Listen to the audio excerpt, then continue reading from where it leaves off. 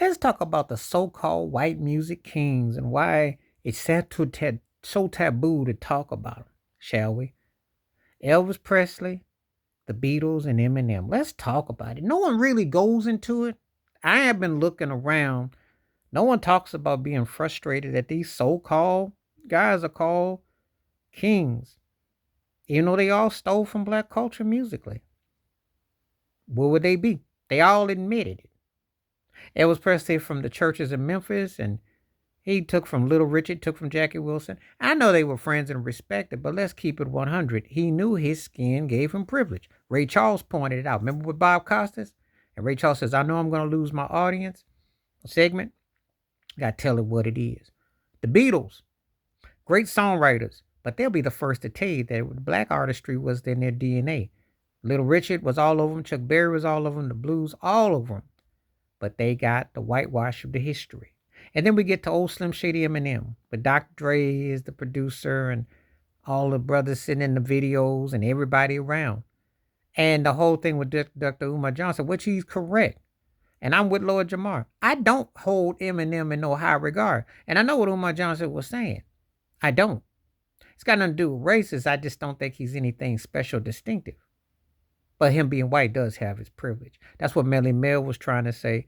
And I'm going to talk about the so-called white kings of music. Elvis Presley, the Beatles, and Eminem. Why are they held in such high regard when they all wrote off of black folks? You know, you always got to hear king and greatness and all that. And I'm just talking about the kings. I ain't going to talk about the females. I'm not going to say anything about Taylor Swift, but they do try to push the thriller angle with her, which is comical, as they did with Madonna back in the day, trying to put her with Michael Jackson and Prince. So you'll know they do this because they piggyback off successful white artists to blow them off what black artists had set the aesthetic. Why is that? Why is that don't ever be called into question? Now, I ain't going to be the first to tell you. Let me talk about all three and give them their positives. Elvis Presley was one of the most charismatic, personable, and had a cool name. Okay, but he didn't write, or he didn't write none of his songs. He was versatile with his delivery and presentation, but he wasn't no deep artist. As a matter of fact, when the '60s rolled around, he was like a has-been. The '68 comeback special, he had some great songs. I love Suspicious Minds. That's my favorite Elvis Presley song, which came out with the Jordanaires, late '60s, early '70s. But he had a lot of stuff people didn't care about. He was considered old hat, but he had gotten over in a white body to what R&B had been out. That's a fact. The Beatles, they were doing Twist and Shout by the Ozzy Brothers. Well, until they did that LSD and got high and everything with George Martin as the producer and with their songwriting, which I'll give them credit. They top five ever for songwriters. But musically, do you really think they could hang with Earth, Wind, and Fire? Just like, do you think Elvis Presley could hang with Michael Jackson? Come on now. And as far as Eminem, do you really think he could hang with Nas or Rakim? Really? Or Tupac? Do you really think so? Really? You know. But the machine pushes the agenda. So the so-called white music kings, did they really earn it? Besides being culture bandits, which majority of them are, and I'm not saying they don't love and appreciate black artistry.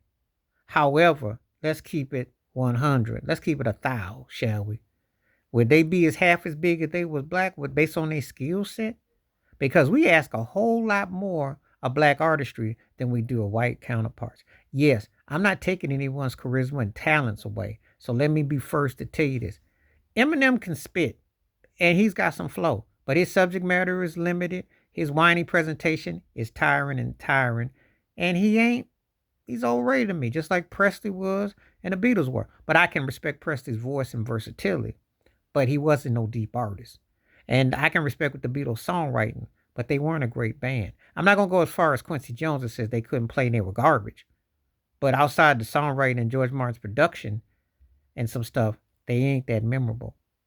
But these white kings of music, notice how they ram them down your throat. And they do it all the time.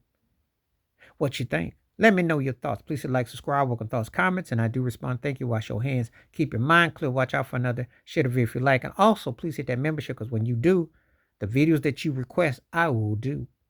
And I just got $1.99 up. We could do that. So let's make it happen. All right. Peace. The best. I'm out. Stay up.